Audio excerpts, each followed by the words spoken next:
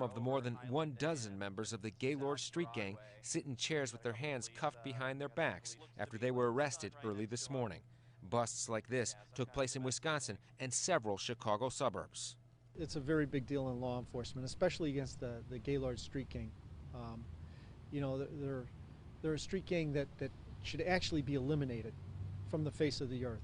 They have no good purpose whatsoever. Also making news, he got his life back when he was finally released from prison after being wrongly convicted. Now, this man, Thaddeus Jimenez, is back behind bars. Prosecutors say when he got his freedom, he turned to the gang life. This is Thaddeus Jimenez in 2015 driving his brand new Mercedes, just one of the perks of his newfound freedom. At the age of 13, he was wrongly sent to prison for He was released in 2009 and won a $25 million judgment against the city. But prosecutors say Jimenez couldn't shake the streets and used his millions to build his gang. Especially, man, Joker has the biggest dick. Blank out my niggas' nations on the fucking book. I'm at the nigga head, you know, Chicago's gang landscape has long reflected the city's deep-rooted history of segregation, migration, and racial tension. In the mid-20th century, several gangs emerged from white ethnic neighborhoods, primarily Italian, Irish, and Polish enclaves, formed under the guise of protecting their turf from what they perceived as outside threats, especially from Black and Latino newcomers. Many of these groups began with explicitly racist ideologies, organizing themselves under white nationalist banners or joining broader coalitions like the white power organization WPO. Over time, however, the realities of urban change, demographic shifts, gang warfare, and prison politics forced these organizations to evolve. Some retained their exclusivity and faded. Others, like the Insane C Notes, Insane Popes, Simon City Royals, and Almighty Gaylords, adapted, trading racial ideology for survival, expansion, and influence. These gangs, once seen as bastions of white supremacy, now operate with more racial diversity, with chapters that include Latino, Black, and mixed race members. This shift wasn't a moral awakening, it was strategic. As neighborhoods diversified and white flight intensified, these gangs had to recruit beyond their traditional base or risk extinction. What followed was a gradual loosening of old beliefs, driven more by pragmatism than principle. Guys ain't shit. I know I already gave him some money for the game. Choice is ours. You'll kick off a receive or you'll spend a goal and it will automatically change. And I don't care what color. Okay, let's go. I got work. Take the ball. Hails it is, baby. The name C Notes is believed to have stood for Chicago Neighborhood Organization to Eliminate Spooks, which is a derogatory word for Black people, a phrase reportedly reflecting the group's original aim to assert dominance in their neighborhood during a time of increasing racial tensions. The Insane C Notes are one of Chicago's oldest and most storied street gangs, originating in 1952 in the Smith Park area of West Town, known locally as The Patch. Initially more of a club than a street gang, the group was tied to older Italian-American men and may have had early connections to the Chicago outfit. By the late 1950s, the C Notes transitioned into a youth gang, operating from Ohio and Leavitt and clashing with nearby rivals like the Gaylords, Simon City Boys, and Playboys. In the 1960s, as Puerto Rican migration grew in West Town, the C Notes found themselves at odds with newly formed Latino gangs, particularly the Latin Kings. This shifted their alliances and led to partnerships with groups like the Gaylords and Lazy Gents. They eventually formed an alliance to create a loose white gang coalition against Latino and Black gangs, known as the White Power Organization WPO. By the 1970s, the C Notes expanded beyond West Town into Jefferson Park and the suburbs like Elmwood Park. While they maintained strongholds in their original neighborhood, the rise of gangs like the Latin Kings, Satan Disciples, and Harrison Gents brought continuous conflict. In the 1980s, tensions with the Gaylords led to their falling out, particularly over turf disputes in neighborhoods like Dunning and Montclair. Despite small numbers, the C Notes remained fierce fighters. During this time, they also expanded into Roscoe Village, Bucktown, and Forest Glen. Joey Baggs took over and pushed the gang toward the Folk Nation and the Insane Familia, eventually joining in 1995 with help from the Insane Dragons. In the late 1990s, the C-Notes cornered the drug market in Chicago, using nightclubs like Zero Gravity and the Mission as distribution hubs. Corruption and connections helped the C-Notes stay under the radar. With tips from insiders and law enforcement, they often traded weapons for protection and stayed one step ahead of prosecution. By 1999, they were accepted onto the Spanish Gangster Disciple Board, a street-level alliance of folk gangs, but the group soon disbanded. Despite leadership turnover and incarceration, the C-Notes continued to operate, especially around Ohio and Leavitt. In the 2000s, former leader Lucky returned briefly as an advisor before retiring and later passing away in 2011. His funeral drew crowds from across the gang landscape, showing the lasting legacy of one of Chicago's oldest gangs.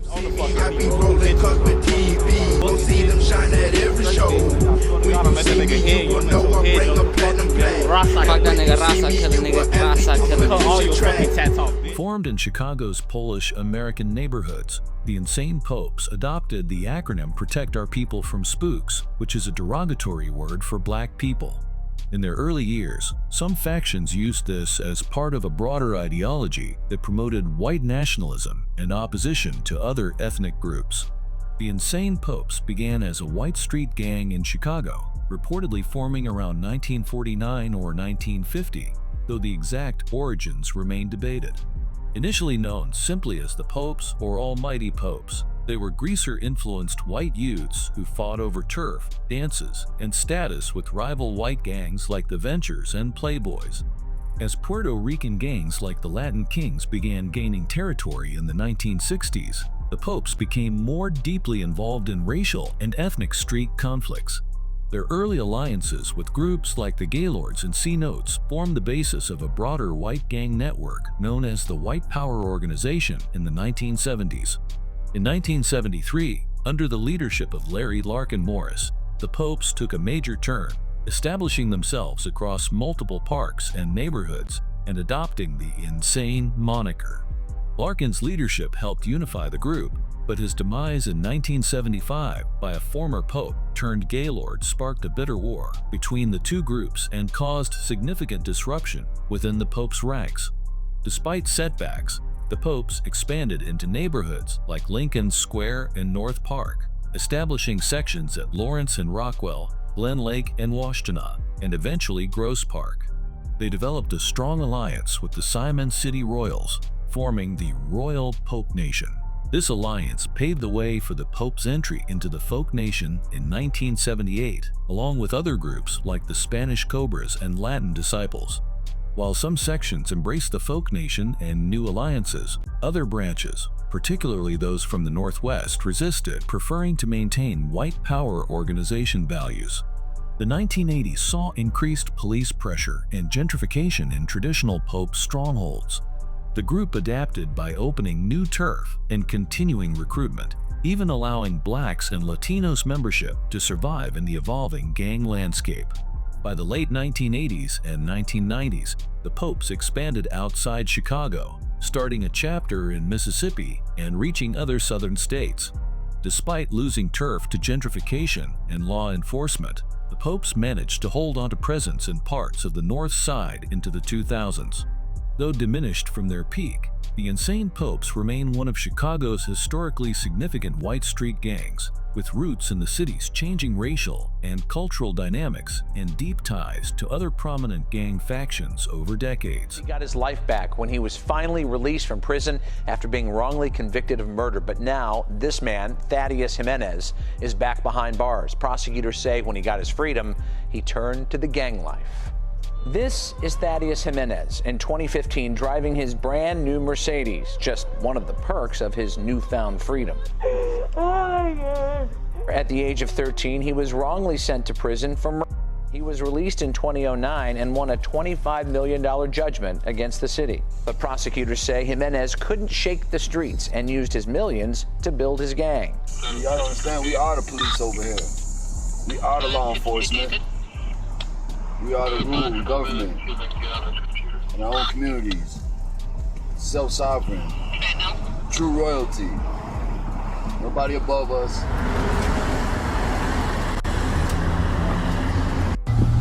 Now what we got? Bitch, we out here. The Simon City Royals began as a North Side Chicago gang and later aligned with the People Nation. The term Royals has been historically linked to remembering our young Aryan leader, reflecting the group's early connections to white power ideology. The Simon City Royals originated in 1956 in Chicago's West Humboldt Park, named after Simon Park. Founded by Joe Parisi, a young Italian-American greaser, the club began as a multi-ethnic group of tough neighborhood youth. Known for their black and white colors and distinctive style, Simon City quickly became a dominant force in the area. Initially focused on neighborhood defense and activities like sports, Simon City soon faced rising tensions due to the growing Puerto Rican migration into Humboldt Park. This led to early conflicts with the Noble Knights, a precursor to the Latin Kings, establishing a long-standing rivalry. Simon City expanded into Logan Square, creating alliances with gangs like the Bel Airs and occasional truces with the Latin Kings. However, conflicts remained intense. Meanwhile, the Ashland Royals formed near Lakeview High School. A merger between Simon City and the Royals formed the Simon City Royals in late 1969. By the early 1970s, the Royals had turf across Lakeview, North Center, and Avondale, warring with Latin Kings, Insane Deuces, and Gaylords. They joined the White Power Organization, a ceasefire coalition of white gangs, which temporarily boosted growth. By the late 70s, the Royals became a dominant force, creating alliances with the Disciples, arming themselves, and opening chapters across the north and northwest sides. However, unauthorized branches formed, leading to chaos. In 1978, the Royals became founding members of the Folk Nation in prison alongside the Disciples, Spanish Cobras, and others. The group entered the 1980s as one of the largest gangs in Chicago, estimated in the thousands. The Royals saw growth in the suburbs and other states, especially in the South. However, internal conflict, law enforcement pressure, and gentrification in neighborhoods like Lakeview and Lincoln Park led to a decline in Chicago. By the 1990s, inter-alliance wars with folk nation gangs like the Spanish Cobras and maniac Latin Disciples further weakened the Royals. Today, the Simon City Royals are primarily active outside Chicago, particularly in Mississippi, where they've grown significantly. While their legacy has faded in their original strongholds, the impact and mythology of the Royals remains strong among old schoolers and in newer chapters across the country. The name Gaylords was said to stand for great American youth leading our race, referencing their mission to uphold what they saw as traditional neighborhood and racial identity. In their early years, they were involved in violent conflicts with Black and Latino gangs and held supremacist views, which earned them a reputation for racially motivated violence during the city's most turbulent eras. In the western suburbs tonight, an end of an 18-month investigation into illegal trafficking in weapons. Police rounded up suspects in Addison and across the state line into Wisconsin. CBS 2's Mike Puccinelli has that story. Some of the more than 12 members of the Gaylords street gang sit in chairs with their hands cuffed behind their backs after they were arrested early this morning. Busts like this took place in Wisconsin and several Chicago suburbs. It's a very big deal in law enforcement, especially against the Gaylords street gang. They're a street gang that should actually be eliminated from the face of the earth. They have no good purpose whatsoever. Most of the defendants are accused of illegally selling or possessing firearms. Addison police initiated the investigation some 18 months ago. Detectives say the gang members sold thousands of rounds of ammo, an assault rifle, and 10 other guns to a former gang member turned police informant. 6 defendants were arrested on state narcotics and gun charges, including the man on the left, who's known as Hellraiser, and the man on the right, who goes by Nazi Bill. We live in the same neighborhood, ain't no sense in, fucking each other off. But there's been times when he's gangbanged with me against the Latin Kings, So we'll help each other out, If if Latin Kings are getting on these people over here, you know, I'll help them out, you know, because they live in the neighborhood. You know, they don't cause no trouble. That's why we don't fight them, you know. But there's punks in every club, like I said. There's punks in Gaylords, there's punks in Disciples, there's punks in Royals, punks in Rebels. You know, every now and then, you know, there's going to be a little beef. But we try our best, you know, just to keep neutral with each other. We fight the same game. We fight the Latin Kings, the Vice Lords, and the Stones. So we fight all the same game. So plus our colors are the same, you know. So why would I have the same? What are the colors? Huh? What are your colors? Black and blue. Done, you know. We get jumped over here one day, and next day we come running up there. They get 35 guys on us over here. We come back next day and we get all of us united and come back against them. Oh shit. That's maniac. Then we got to go back there and get them, and it ain't no good, you know. It's just we're like all together now. Instead of staying there, everybody has to stay in their own neighborhood. That's no more, you know. Everybody can go. Like I even feel better. I can walk down the street without having to turn around waiting for a bullet. You know? The Gaylords' origins trace back to the 1930s, not as a street gang, but as a legitimate community club. In Chicago's southern Westtown neighborhood, the Postal Athletic Club was formed as a social athletic club, a popular type of youth organization at the time. The group focused on sports like basketball and softball, acting as a positive outlet for neighborhood boys. Over time, the club's influence expanded with the creation of the Junior Postals in the late 1940s to serve even younger teens. These early clubs were not gangs. They were respected, community-centered groups whose storefront headquarters housed trophy collections rather than weapons. However, the seeds of gang culture were being sown through loyalty, neighborhood pride, and structured brotherhoods. By the early 1950s, the Junior Postals grew roadier, developing the attitude and behaviors that would become hallmarks of greaser and gang life. Simultaneously, another story was unfolding in the Little Village neighborhood, where older youths formed a rival group, the original Gaylords, as a direct response to the rowdy motorcycle-riding outlaws MC who had moved into the area. These Gaylords were not teenagers. They were in their 20s and quickly became known for their bikes, street presence, and aggressive attitude. By 1953, the rebellious preteens of Westtown, including future founding members like Anthony, Johnny Boy, and Arena, and Bobby Shipball, were expelled from the Postal Athletic Club for unruly behavior. This unofficial band of outcasts formed the foundation of what would soon become the Gaylords gang in Westtown. Meanwhile, in Little Village, the Gaylords clashed with the outlaws in increasingly violent encounters. Their turf stretched from 21st to 26th Streets, and they proudly rode Cushman and Whizzer motorbikes, embodying the 1950s greaser archetype. By 1958, the Westtown Gaylords had officially adopted the name, and their first clubhouse opened at Willard Court and Huron. They would later relocate to Ohio and Noble, forming what became the mother chapter of the Almighty Gaylords Nation, AGLN. The gang's membership grew rapidly, and by the end of the decade, they had become a dominant force on the North Side. The 1960s brought seismic changes to Chicago's neighborhoods.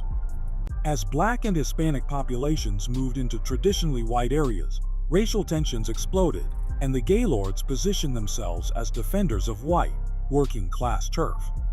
In Westtown, the gang's expansion was met with increasing resistance from Black and Puerto Rican gangs like the Vice Lords, Egyptian Cobras, and the newly formed Latin Kings. By now, the Gaylords had fully embraced greaser culture, light green jackets with skull and whiskey emblems, motorbike clubs, and a deeply rooted pride in Irish, Italian, Polish, and German heritage. Their new symbol, a Celtic cross with a sunburst, became synonymous with Gaylord identity.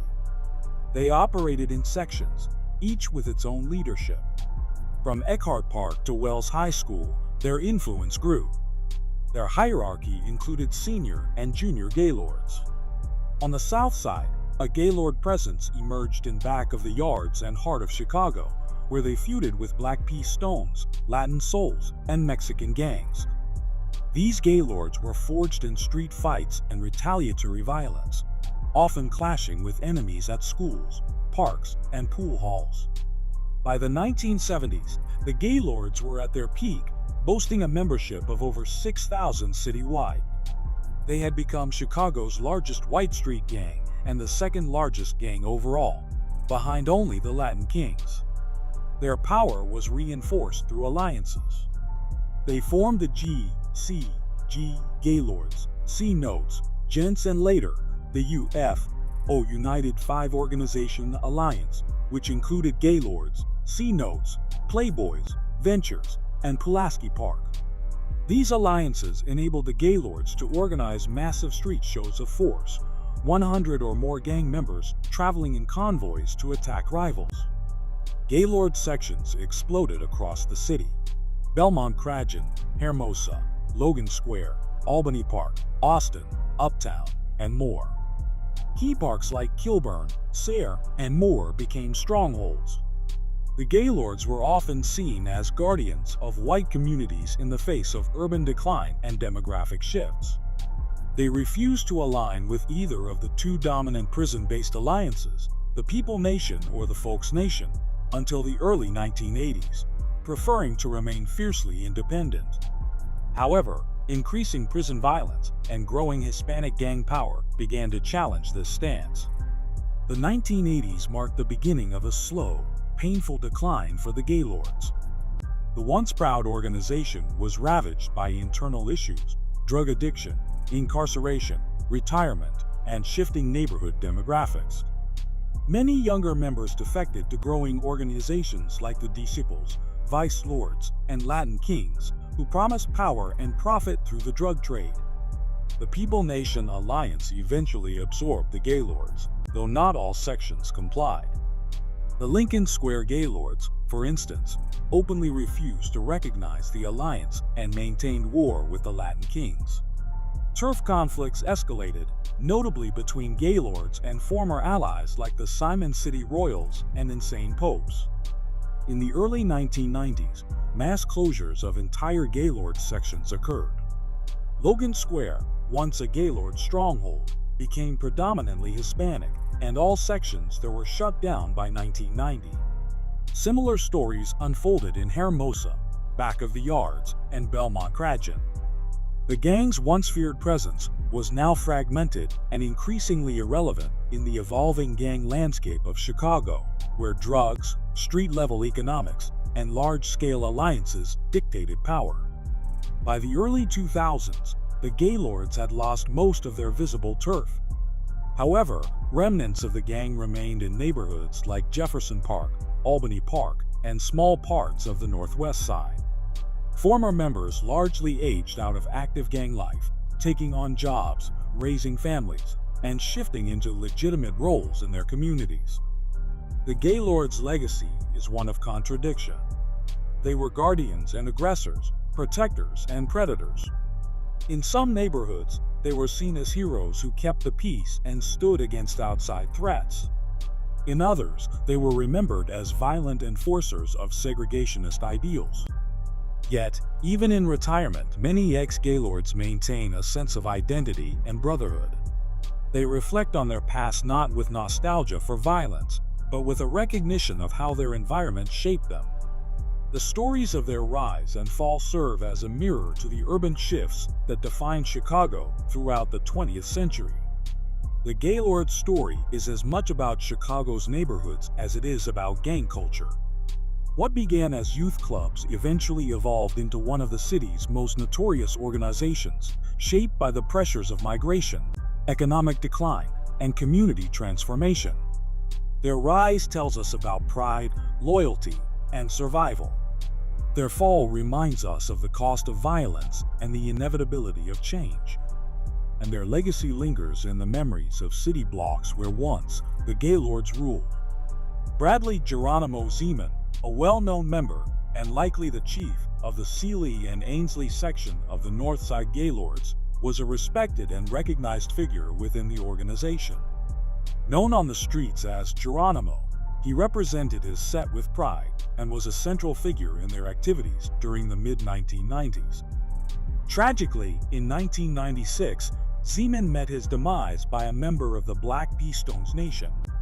the Black P. Stone member, was later convicted and sentenced to 55 years in prison for the deletion. After serving over 20 years, he was reportedly released in June of this year. The loss of Geronimo was a major moment in Northside Gaylord history and remains a poignant reminder of the intense gang rivalries that defined Chicago streets in that era. Darrell Chief Rowe, a well-known and respected figure within the Palmer Street Gaylords, was one of the most notorious Native American leaders to come out of the Northside chapter. Known as Chief, Rowe was old school, part of a generation that helped cement the Gaylords' presence in neighborhoods like Logan Square during their peak years. Featured in the Chicago Gang book, Rowe earned a reputation for his deep roots in the organization and his no-nonsense leadership style. His criminal record is said to be longer than a Sam's Club receipt, stretching across decades and covering a wide range of offenses. About 3 years ago, Rowe was arrested in Wisconsin on drug trafficking charges, marking another chapter in a long, tumultuous history. Despite the changes in Chicago's gang landscape over the years, names like Chief Rowe still echo across the city and beyond as reminders of an era when the Gaylords ruled the streets. The transformation of Chicago's historically white street gangs reflects the broader changes in the city's social and racial fabric. Groups that once clung to racial exclusivity out of ideology or fear have, over time, become more inclusive, not necessarily out of acceptance, but out of necessity. Gangs like the C-Notes, Popes, and Royals show how survival instincts can override ideology when power and presence are at stake. In many ways, these gangs are no longer what they once were. The faces, values, and politics have shifted with the times. Yet, the remnants of their past, both in symbolism and memory, still linger in how they're perceived and remembered. Their stories are part of Chicago's larger narrative of street power, ethnic transition, and the ongoing battle over identity, turf, and legacy in a city that never stands still.